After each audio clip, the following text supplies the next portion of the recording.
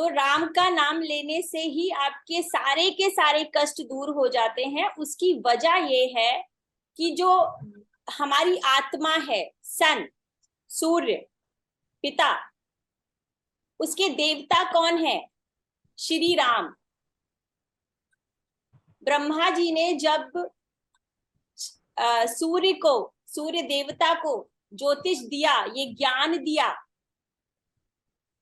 तो आप ये समझ लीजिए कि जिसके पास ये पूरा ज्ञान का निचोड़ है, उसके देवता हैं श्री राम जी। जब मैं पराशरी का कोर्स करूंगी तो बताऊंगी इसके बारे में कि कौन से ग्रह के कौन से देवता हैं। तो अगर आपने 2 बार भी ज्वाइन करते हुए श्री राम और जाते हुए भी श्री राम बोल लिया ना, तो ज्योतिष की यात्रा में आप आगे चलना शुरू कर देंगे।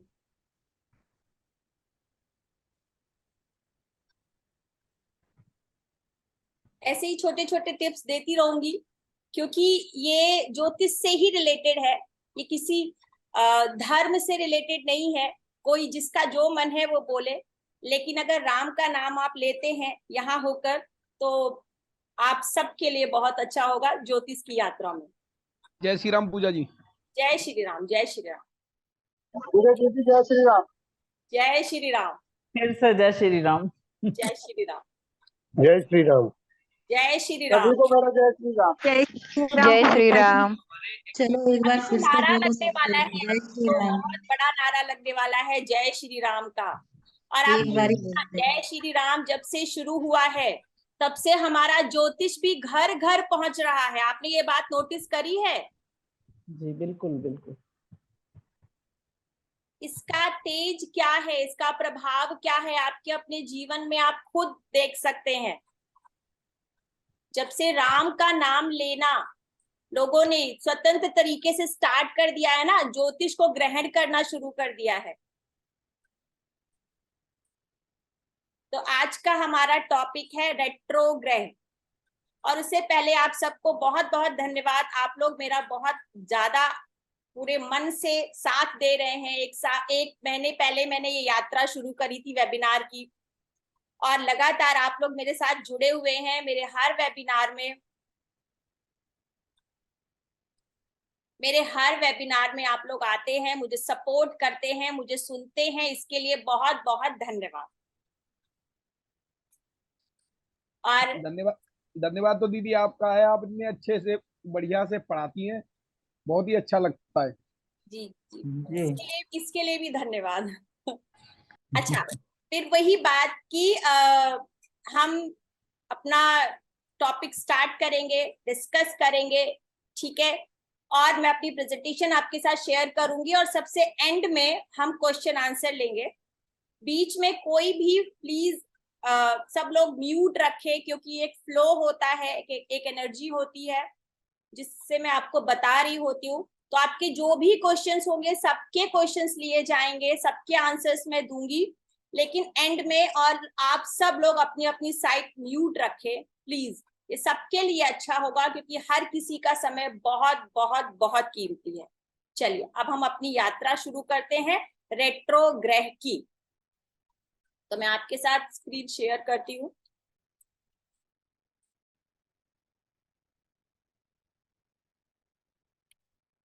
यस, तो आप सभी को पता है कि रेट्रो ग्रह क्या है, यानी कि वक्री ग्रह। मैं उम्मीद करती हूँ कि थोड़ा बहुत तो हर किसी ने, अगर नहीं भी पता है तो वक्री ग्रह का नाम सुना होगा, या कि वक्री कुछ होता है इसके बारे में तो शायद पता ही होगा। मैं आपको स्टार्ट से बताऊंगी। तो वक्र का मतलब क्या होता है? वक्र का मतलब होता है उल्टा, यानी कि उल्टा चलना। तो ग्रहों का उल्टा चलना, यानी कि ग्रह क्या कभी उल्टा चलते हैं? तो इस बारे में हम बात करेंगे कि क्या ग्रह भी कभी उल्टा चल सकते हैं। ये देखिए, ये प्रेजेंटेशन है। ये क्या है? ये है सन, ठीक है। ये सन है, ये हमारी अर्थ है, पृथ्वी है। ये मरकरी है, ये वीनस है। तो क्या होता है कि ग्रह कभी भी उल्टा चलते नहीं हैं।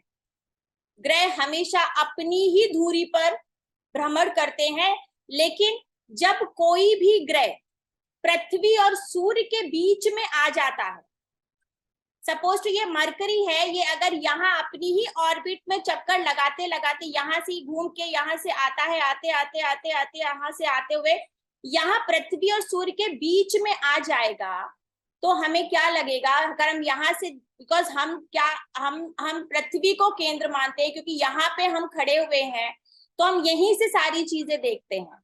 तो पृथ्वी से जब हम ग्रहों को देखते हैं तो हमें ये लगता है कि भाई ये जो है ये इसकी सीध में आ गया, और जब सीध में आता है तो हमें लगता है कि वो उल्टा चलना शुरू हो गया। बल्कि कोई भी ग्रह, ठीक है, कोई भी ग्रह, वैसे 5 ग्रह ही हैं जो वक्री होते हैं, उनमें से कोई भी ग्रह कभी भी उल्टा नहीं चलता है। ये हमें प्रतीत होता है पृथ्वी से खड़े होकर, जब हम देखते हैं टेलीस्कोप से, तो हमें लगता है कि भाई ये ग्रह उल्टा चल रहा है। यानी कि प्रतीत होना जो है, जो कुछ भी हमें दिखता है, ज्योतिष में क्या है, जो हमें दिख रहा है हम उसी का प्रेडिक्शन करते हैं। जैसे हम किसी का चार्ट खोलते हैं तो जो भी ग्रहों की दशाएं, जो भी ग्रहों की स्थिति दिख रही होती है, हम उसका चार्ट, उस चार्ट का प्रेडिक्शन करते हैं। सेम यही स्थिति है कि जब हम पृथ्वी से खड़े होकर आसमान की तरफ ग्रहों को देखते हैं और जो भी देखते हुए प्रतीत होता है उसको हम चार्ट में या उस समय उस स्थिति को ग्रहण करते हैं और चार्ट में उतारते हैं कि भाई इस समय ग्रहों की ये पोजीशन है, यानी ये उल्टा चलते हुए प्रतीत हो रहे हैं, मगर ये कभी भी उल्टा नहीं चलते।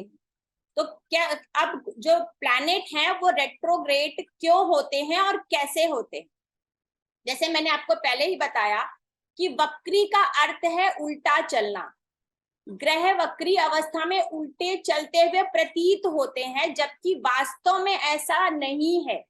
ग्रह हमेशा सीधे ही चलते हैं, लेकिन पृथ्वी और सूर्य के बीच में एक विशेष दूरी के बीच में जब आ जाते हैं तो वो हमें उल्टा चलते हुए प्रतीत होते हैं, दिखाई देते हैं।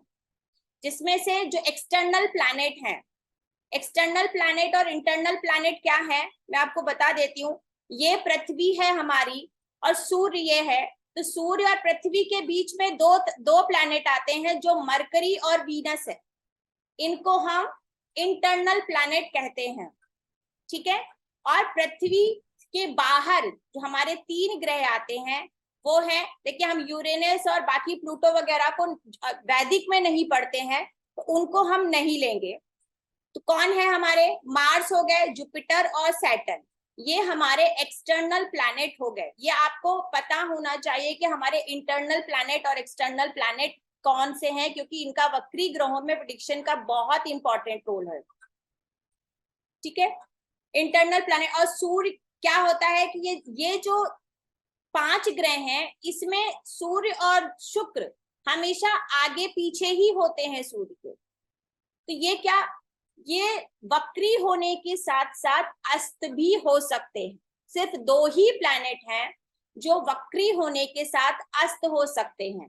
बाकी 3 प्लैनेट जो एक्सटर्नल प्लैनेट हैं, मार्स, जुपिटर और सैटर्न, ये वक्री होने के साथ अस्त नहीं होते, ठीक। अब वक्री का मतलब क्या है, वक्री ग्रह को इतनी इंपॉर्टेंस क्यों दी जाती है? क्लासिक्स में साफ तरीके से लिखा हुआ है कि जो वक्री ग्रह है उसको चेष्टा बल मिलता है। चेष्टा बल का मतलब क्या हुआ, चेष्टा का मतलब क्या हुआ, कोई लिख के बताएगा? किसी को पता है कि चेष्टा का मतलब क्या है, या अनम्यूट करके भी बता सकता है? यहाँ लिखा हुआ है, चेष्टा का मतलब होता है स्पेशल एफर्ट डालना। कहते हैं ना, हम इस चीज की चेष्टा करें, हम एफर्ट डालेंगे, यानी उस ग्रह के पास एक विशेष बल होता है जिसे चेष्टा बल कहते हैं। यानी कि डिटर्मिनेशन भी बोल सकते हैं मैम। जी, डिटरमाइंड या डिटरमाइंड बोल सकते हैं कि भाई वो अपना रिजल्ट देने के लिए कंप्लीटली डिटरमाइंड है, वो अपना रिजल्ट देगा। वो अलग बात है वो अच्छा देगा बुरा देगा, वो सेकेंडरी है। लेकिन वक्री ग्रह के पास स्पेशल बल होता है, यानी कि जो वो नॉर्मल है, एग्जॉल्टेड भी है, लेकिन उससे कहीं ज्यादा वक्री ग्रह के पास बल होता है। वो अपना रिजल्ट करने के लिए 100% एफर्ट डालेगा। तो वक्री ग्रह के लिए क्लासिक्स में क्या क्या कहा गया है, पहले वो भी देख लेते हैं। तो क्या कहा गया है क्लासिक्स में? फल दीपिका में क्या बोला गया है कि वक्री ग्रह अगर नीच राशि अथवा नीच नवांश में भी हो, परंतु वो रश्मि युक्त का मतलब सूर्य की किरणों से युक्त हो, वक्री हो, तो वो महान बलि समझना चाहिए। इसके विपरीत यदि ग्रह उच्च का हो, स्वराशि का हो, वर्गोत्तम भी हो, लेकिन वो अस्त हो, तो उसे निर्बल समझना चाहिए। यानी कि आप ये समझ लीजिए कि फल दीपिका में वक्री ग्रह को कितनी इंपॉर्टेंस दी गई है कि अगर वो नीच नवांश में भी है, नीच का भी है, तो भी आपको उसकी स्ट्रेंथ को बहुत अच्छे से देखना होगा। अब होरा में बाकी होरा पराशर जी ने क्या कहा है, उन्होंने स्पेशली गुरु के लिए क्या बोला है, जुपिटर के लिए क्या बोला है कि भाई जुपिटर अगर धनु राशि में, मीन राशि में, वृश्चिक राशि में, कर्क राशि में, वृश्चिक राशि बिकॉज के मित्र की राशि हो गई, ठीक है, तो इन सब राशि में मध्य में दिन में बलि है, अपनी उच्च राशि में बलि है, उदय काल में गुरु बलि होता है। इसके अलावा गुरु कहाँ जा सबसे ज्यादा बलि होता है? गुरु वक्री होने पर मकर राशि में, देखिए वक्री होने पर मकर राशि में सब राशि से पूर्ण बलि होता है। यानी मकर राशि को अगर आप छोड़ देते हैं तो और वक्री है, ये जो कॉन्सेप्ट है कि नीच का ग्रह उच्च का फल देता है, ये वहां का है। ये आगे आपको पूरा समझ में आएगा कि नीच का ग्रह उच्च का फल देता भी है कि नहीं है। तो मकर राशि में छोड़कर सब राशि में पूर्ण बलि होता है। अब वक्री ग्रह को आगे और कैसे समझना चाहिए कि इसके अलावा जब व्यक्ति का आयु खंड आता है, उसकी गणना होती है, तो वक्री ग्रह की तुलना में अगर वक्री ग्रह की दशा चल रही है तो जो आपको एवरेज आयु दिख रही है उसकी तुलना में आपको मतलब ये दिखेगा कि हाँ भाई इसकी आयु की गणना आपको ज्यादा करनी चाहिए। फिर अंतरदशा ज्ञात करने के लिए वक्री ग्रह की अवधि आगे तक बताई गई, क्योंकि वक्री ग्रह का जो भी रिजल्ट देता है तो वो अपने स्टार्ट होने से पहले भी दे सकता है। वो कॉन्सेप्ट है ना कि वक्री ग्रह पिछली राशि का भी फल देता है, तो वो यही से है। अब उत्तर कालामृत में क्या बोला गया है कि वक्री ग्रह जो है वो उच्च के बराबर है। यदि कोई ग्रह वक्री ग्रह से जुड़ता है का मतलब युति बनाता है, कंजंक्शन में होता है, तो उसकी शक्ति बढ़ जाती है। यानी वक्री ग्रह के साथ जिस भी ग्रह की ने युति बनाई है तो उसको बल मिल जाता है। यदि वक्री ग्रह उच्च राशि में है तो वक्री ग्रह ऐसा कार्य करता है मानो वह नीच का हो। ये उत्तर कालामृत में कालिदास जी ने बोला है कि उन्होंने दो बातें बोली कि भाई वक्री ग्रह के साथ जो भी प्लैनेट होगा उसकी स्ट्रेंथ बढ़ जाएगी, ठीक है। और वो ऐसा उच्च का अगर कोई भी वक्री ग्रह है, यानी अगर गुरु सपोज टू कर्क राशि में है और रेट्रो हो जाता है, वक्री हो जाता है, तो वो नीच का फल देने लगता है। और अगर वक्री ग्रह नीच का है, यानी अगर गुरु मकर राशि में हो और वक्री हो जाए तो उच्च का फल देने लगता है। ये काफी कंफ्यूजन होता है कि आगे आप इस तरीके से होरा में ऐसा बताया गया है कि मकर राशि को छोड़ के वो सब जगह स्ट्रांग है, और उत्तर कालामृत में ऐसा बताया गया है कि भाई वक्री ग्रह अगर नीच का है तो उच्च का फल देता है। तो बहुत ही प्रॉब्लम होती है प्रिडिक्शन करने में या समझने में कि भाई इसको प्रिडिक्ट करे तो कैसे करे। अब एक और चीज है कि भाई वक्री ग्रह की दृष्टि पीछे से लेनी चाहिए क्या? तो प्रश्न शास्त्र के अनुसार देखिए वक्री ग्रह की दृष्टि कहाँ पीछे से लेनी चाहिए कि मंगल बुध शुक्र ग्रह, मंगल बुध शुक्र ग्रह वक्री और अतिचारी होने पर पूर्व राशि का फल देंगे। पूर्व राशि मतलब पिछली राशि का फल देंगे, परंतु गुरु और शनि जिस राशि में स्थित हो उसी का फल करेंगे। ये किसके लिए है? ये होरा के लिए है या प्रश्न कुंडली के लिए है? ये होरा में जहां पे भी यूज होता है, मैं आपको बताऊंगी ये रूल कहाँ लगता है कि कोई भी ग्रह अपनी पिछली राशि का फल देगा या नहीं देगा। ये सारी ये जो चीज है कि ग्रह अपनी पिछली राशि का फल देता है, जब हम प्रश्न कुंडली बनाते हैं वहां पर कोई वक्री ग्रह आता है तब हम ये रूल वहां पे अप्लाई करेंगे। अब इन सब के बाद इतनी सारी चीजें हमने पढ़ी, अब उसके बाद कुछ और इंपॉर्टेंट रूल हैं। खाली इतने ही नहीं है कि वक्री ग्रह के लिए और क्या क्या इंपॉर्टेंट रूल्स हो सकते हैं।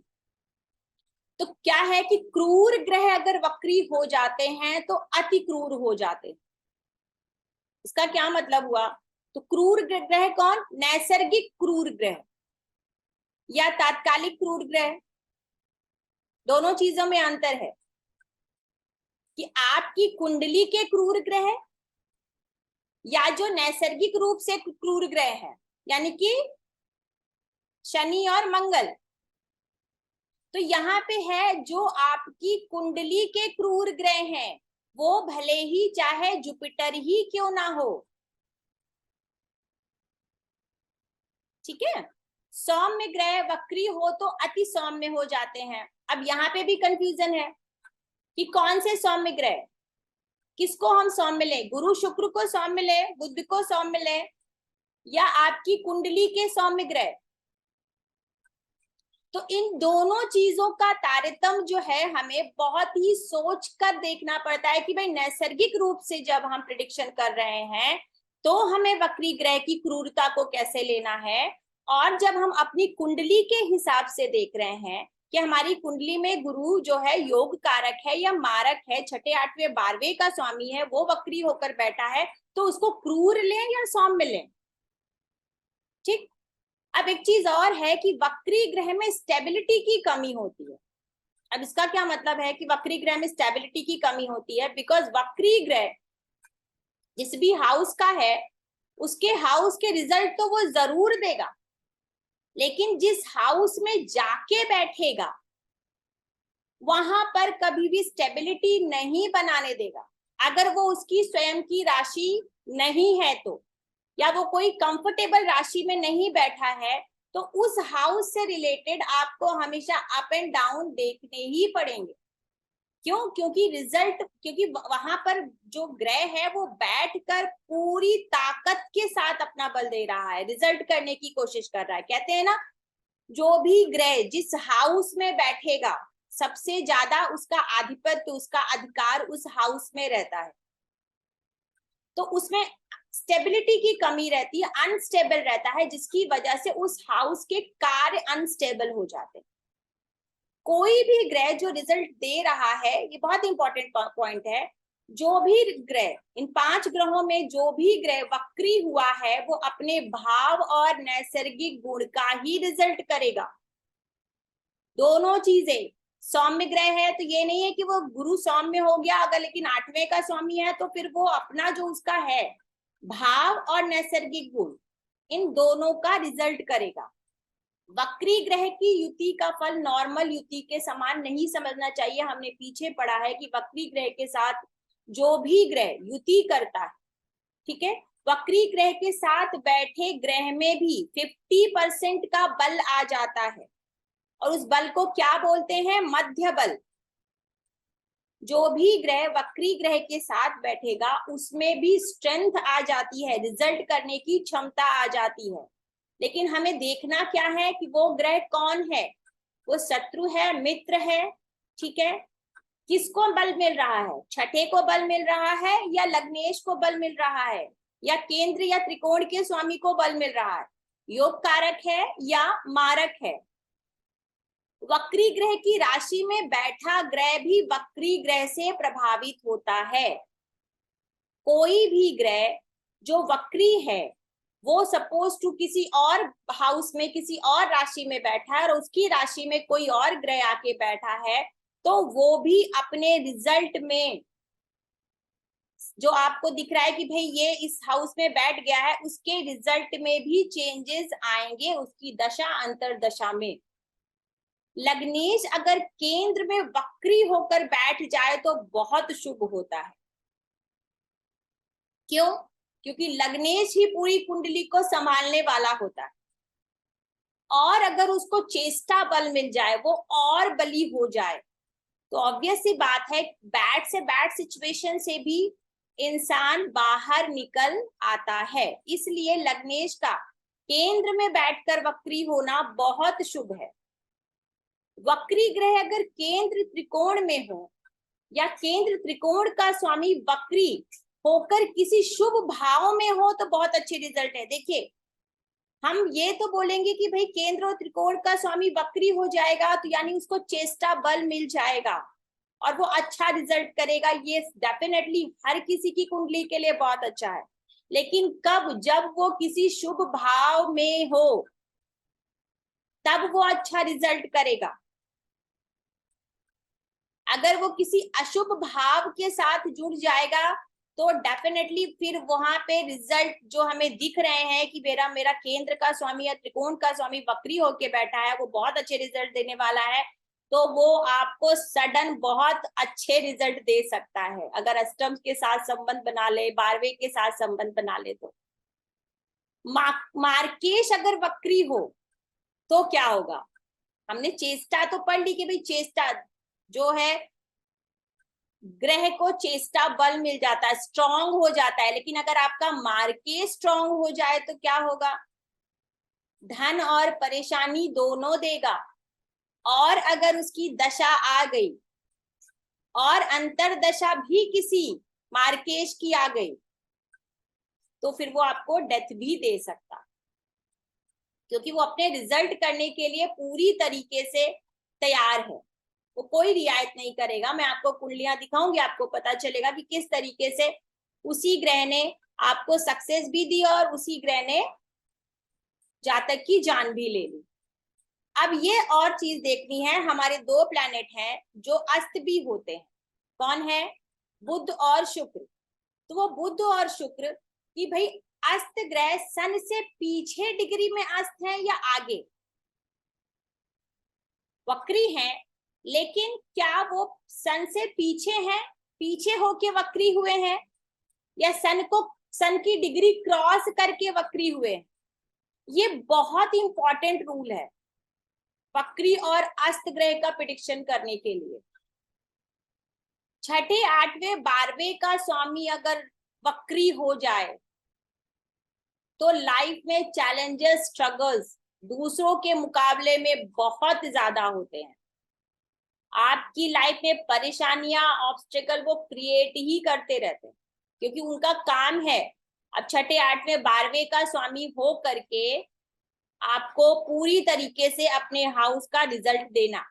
लेकिन आप कब बाहर निकल सकते हैं? अगर वो 6ठे, 8वें और 12वें का स्वामी लग्नेश का मित्र हो। अगर 6ठे, 8वें, 12वें का स्वामी लग्नेश का मित्र है तो वो परेशानी तो जरूर आपको देंगे, लेकिन वही आपको बाहर निकालने का रास्ता भी दिखाएंगे।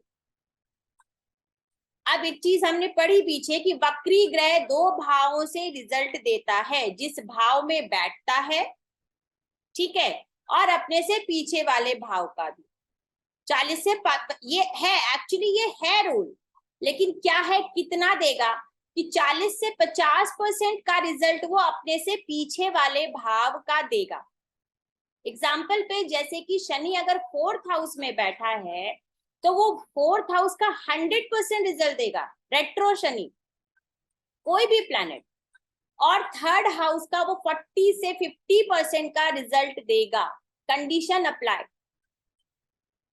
अब वो जो पीछे वाला कॉन्सेप्ट है कि भाव अपने से पीछे, मैंने आपको बताया कि दृष्टि कहाँ लेनी है, दृष्टि कहीं से नहीं लेनी, पीछे वाले भाव से वक्री ग्रह दृष्टि नहीं देगा, वो प्रश्न कुंडली में हम लगाते हैं।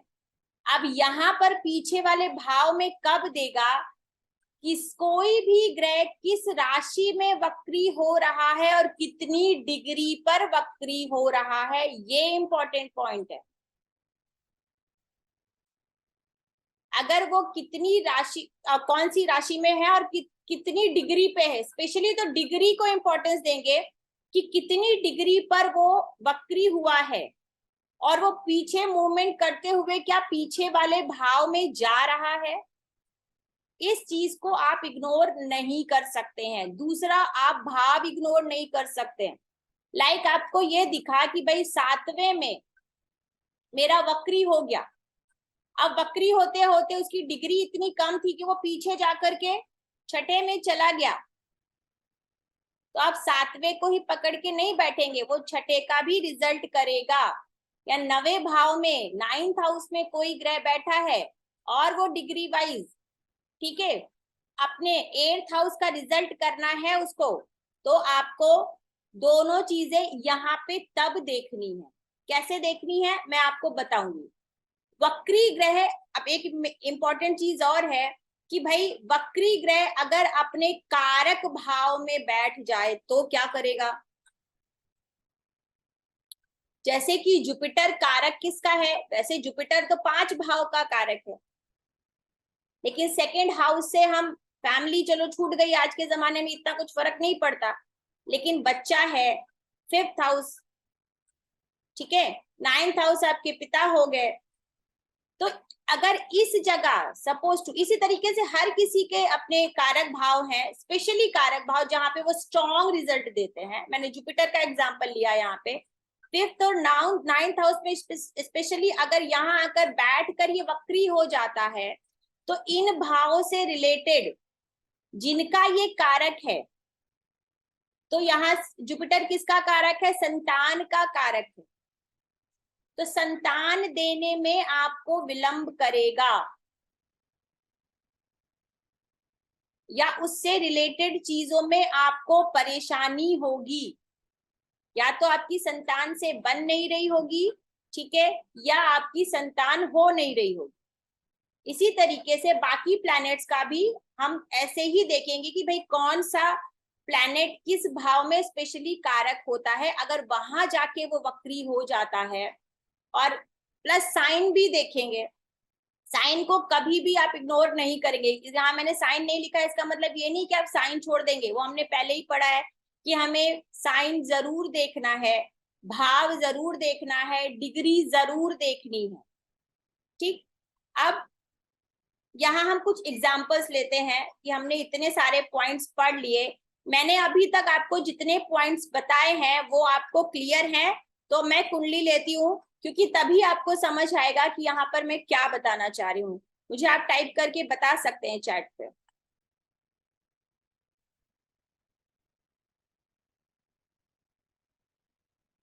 क्लियर है आपको?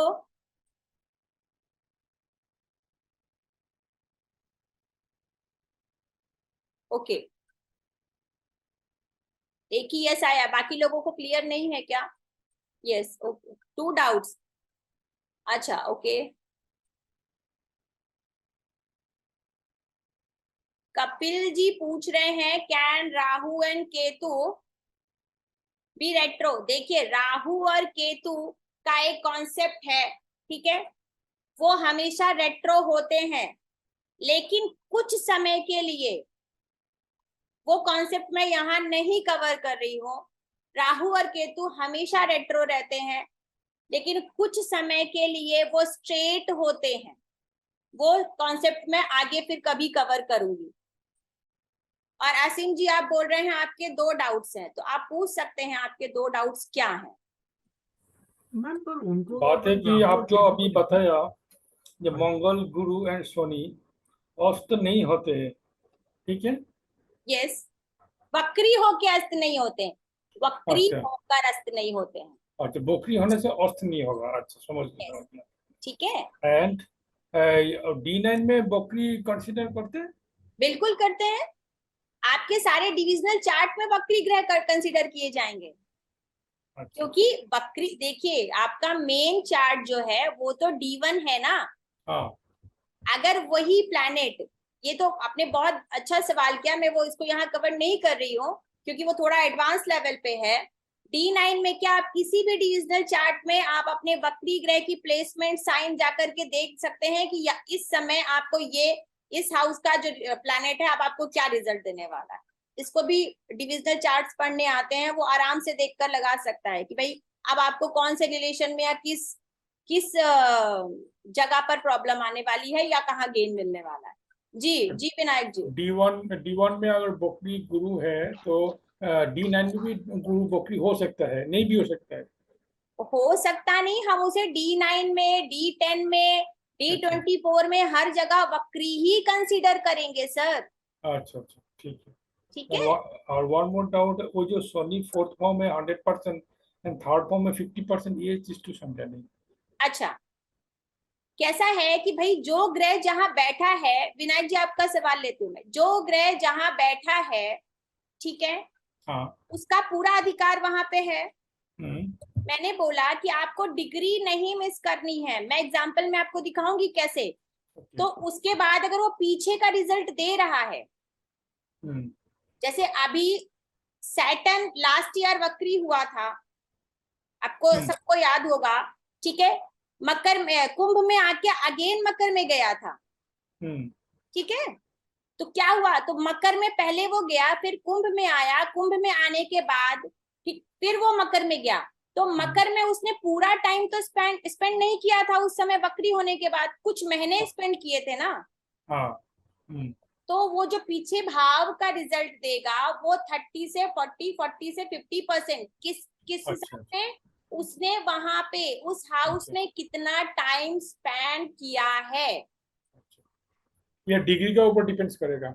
यस, उसके टाइम ड्यूरेशन पे कि उसने वहां पे कितना टाइम स्पेंड किया है। जी अभी अर्चना जी, आप अर्चना जी हैं विनायक क्या? हाँ अर्चना हूँ मैं। बोलिए।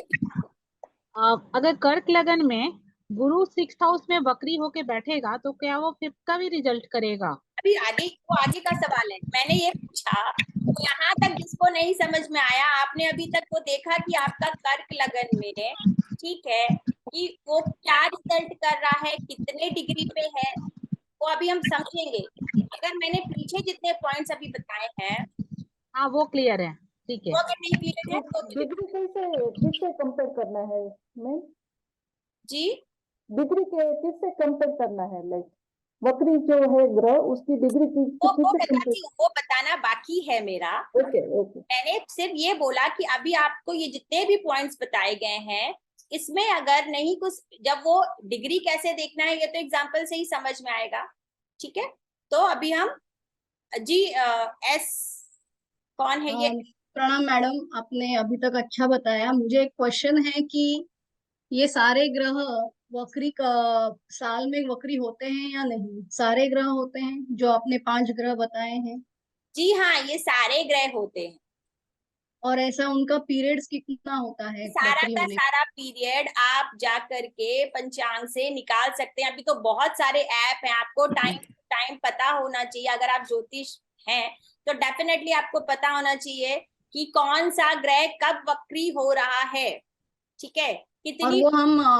और वो हम पत्रिका से कैसे निकालेंगे? अगर ठीक है पंचांग रेफर तो करेंगे, पर अगर पत्रिका में देखना हो कि ये ग्रह वक्री कब होगा तो वो कैसे समझेंगे? ये मैं बताऊंगी अभी कि वक्री ग्रह कब होगा, वो डिग्री में बताएंगे ना, ठीक है। चलिए जी सुनीता जी आप बता। ओके,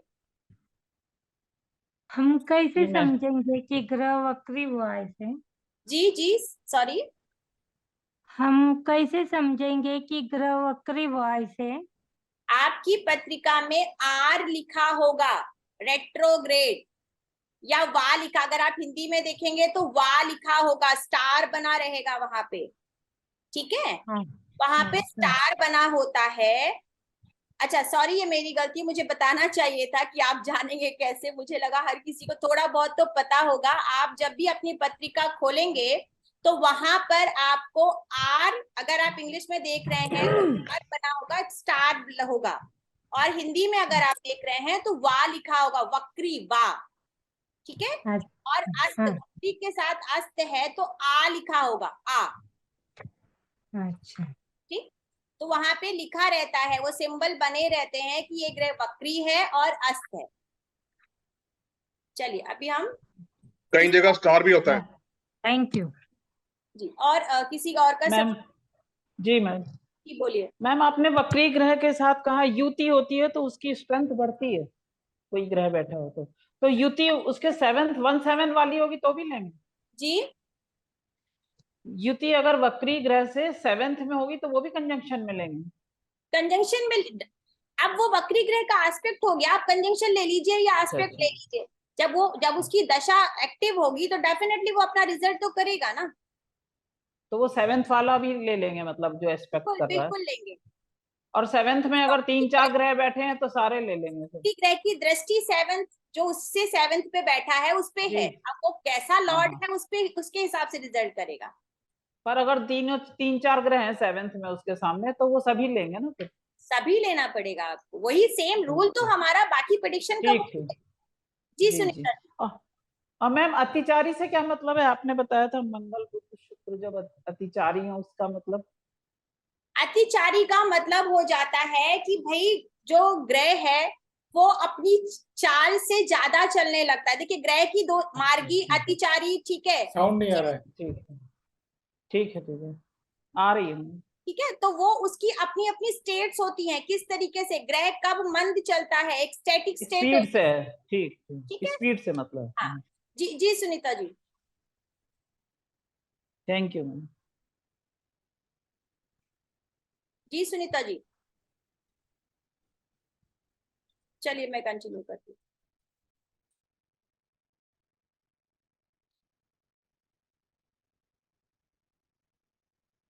ठीक है, तो ये है लाल बहादुर शास्त्री जी की हॉरोस्कोप।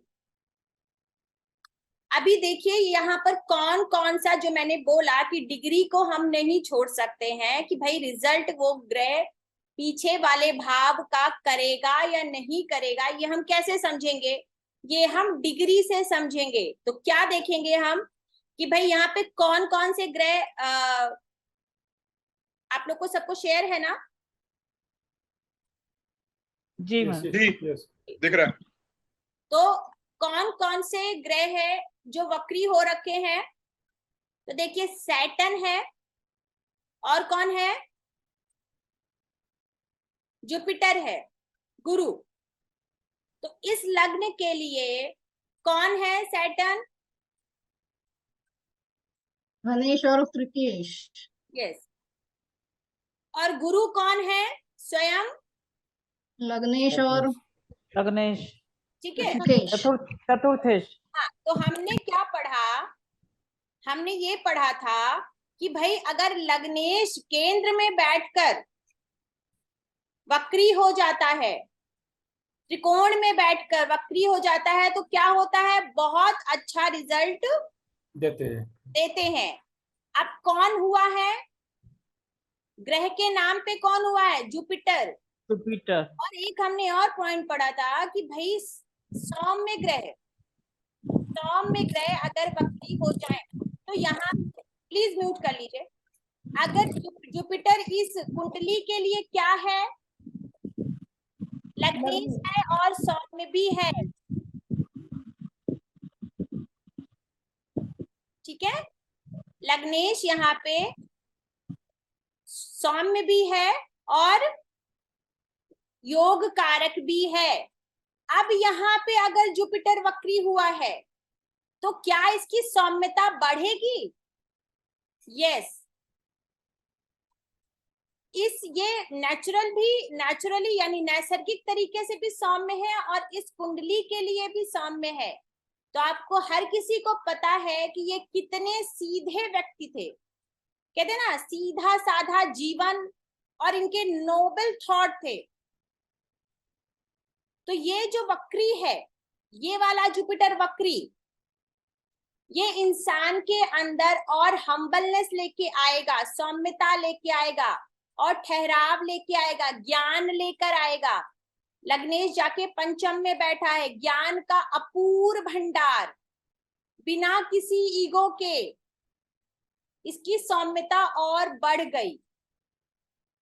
अब दूसरा क्या हो गया? सैटर्न मैलेफिक प्लैनेट है इस ग्रह, इस कुंडली के लिए, और नैसर्गिक रूप से भी मैलेफिक है। तो अब ये वक्री हो गया तो इसकी क्रूरता और बढ़ जाएगी। जब इसका समय आएगा तो ये अपना रिजल्ट कंप्लीट करने की कोशिश करेगा। तो देख लेते हैं कि भाई इन्होंने अपना रिजल्ट किया कि नहीं किया। तो क्या दशा देखते हैं, क्या मरकरी में जुपिटर की दशा।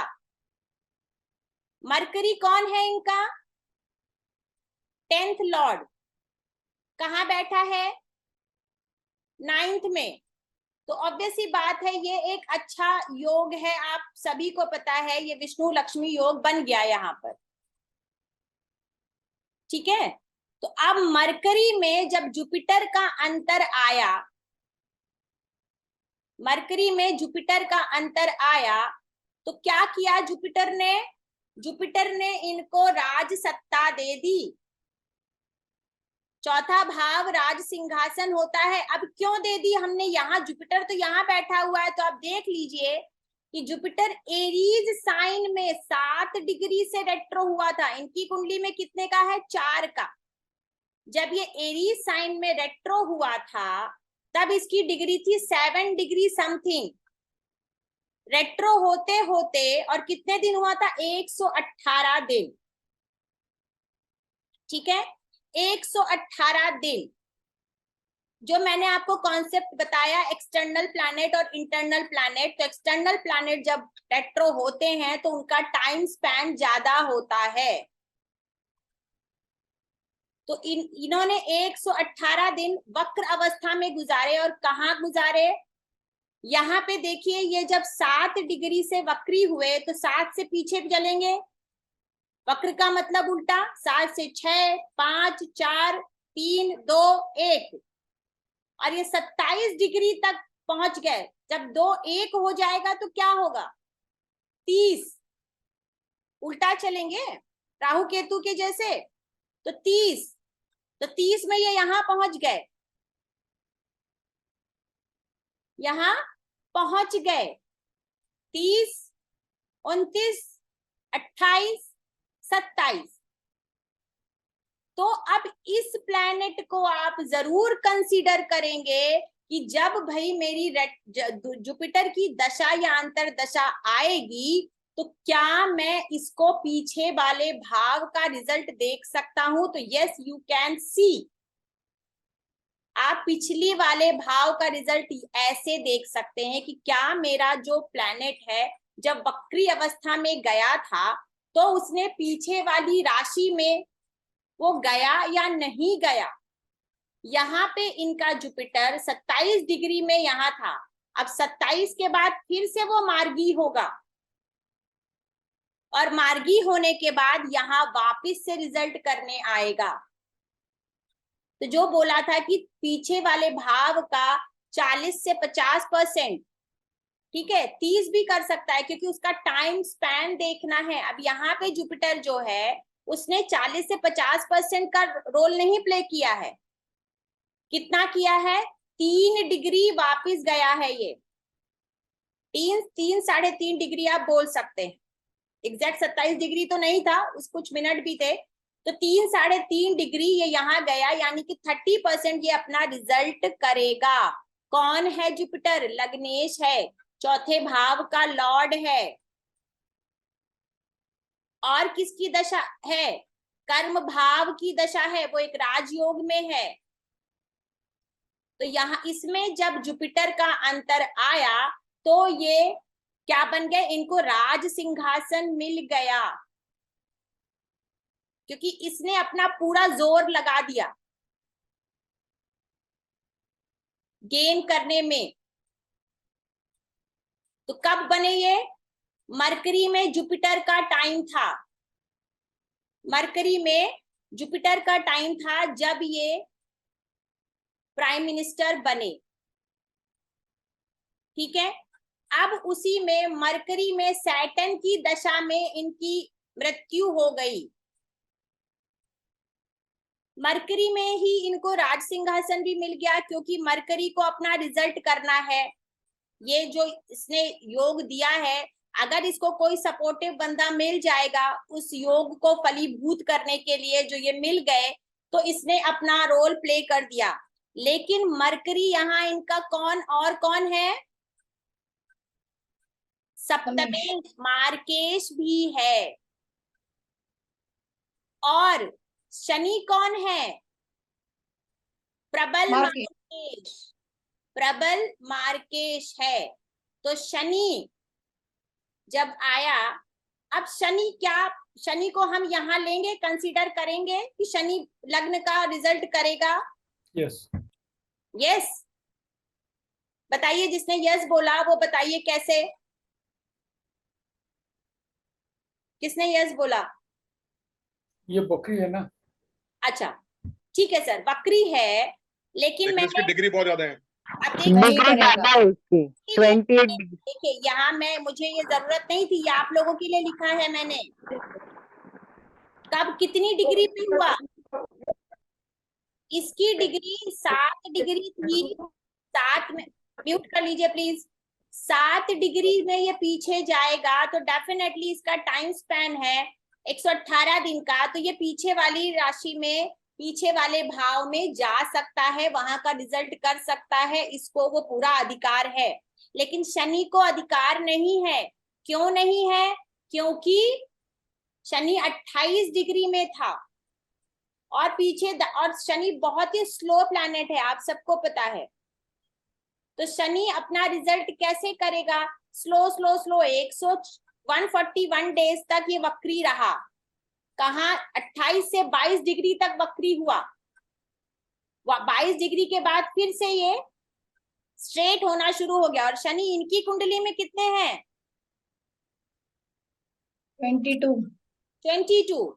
ठीक है। तो शनि का रेट्रोग्रेशन टाइम कब था? 19 अक्टूबर, जब ये पैदा हुए 1904 में 19 अक्टूबर तक का रेट्रोग्रेशन था। और इनके पैदा कब हुए हैं? 2 अक्टूबर तक। 2 अक्टूबर में पैदा हुए तो डेफिनेटली उसके बाद शनि मार्गी ही होगा ना। और शनि इस टाइम पीरियड में सिर्फ और सिर्फ अपनी ही राशि में था। ये कॉन्सेप्ट मैं बहुत बड़ी बात नहीं कहती हूँ, लेकिन कोई भी आपको नहीं बताएगा, ना ही आज तक आपको किसी ने बताया होगा कि आपको पीछे ग्रह की दृष्टि लेनी है या पीछे वाले भाव का रिजल्ट लेना है। ये मैं श्योर शॉर्ट कह सकती हूँ कि आपको ये नहीं पता चलेगा जब तक आप यहाँ कंसिडर नहीं करेंगे कि भाई प्लैनेट ये पीछे वाली राशि में गया भी है, तब तो ये अपना रिजल्ट देगा। जब मैं कहीं गई ही नहीं हूं, मुझे उसके बारे में पता ही नहीं है, तो खाली ये बोल देने से, एक लाइन कि वक्री ग्रह पीछे वाली राशि का या पीछे वाले भाव का रिजल्ट करता है, वो नहीं हो सकता। जब वो यहाँ देखिए, यहाँ गया तो इसने राज सिंहासन दिया, पूरा जोर लगा दिया। ये यहाँ नहीं गया, ये यहीं बैठा रहा और स्ट्रॉन्ग रिजल्ट देने के लिए मार्केश होकर के इसने दे दिया। और आप हर किसी को पता है इनकी मृत्यु कैसे हुई। इनकी मृत्यु पॉइजन की वजह से हुई। कहते हैं खाने में कुछ जहर दे दिया गया। सेकंड हाउस भोजन है, मुंह है, आप हर एक चीज, मतलब वो प्लैनेट पूरा जोर लगा देगा। और उसको मिल गया, कौन मिल गया? यहाँ देखिए, एक सप्तम, यहाँ मार्केश एक ऑलरेडी एक्टिव होके बैठा है, दूसरा उसने अपना काम कर दिया। ठीक है, तो इसमें आपको समझ में आया कि आपको किस प्लैनेट का कहाँ पे लेना है, कि वो भैया जाके दूसरी राशि का या दूसरे भाव का रिजल्ट देगा या नहीं देगा। चलिए, हमने यहाँ पर मार्केश को भी देख लिया और लग्नेश को भी देख लिया। अब और एक दूसरी कुंडली देखते हैं।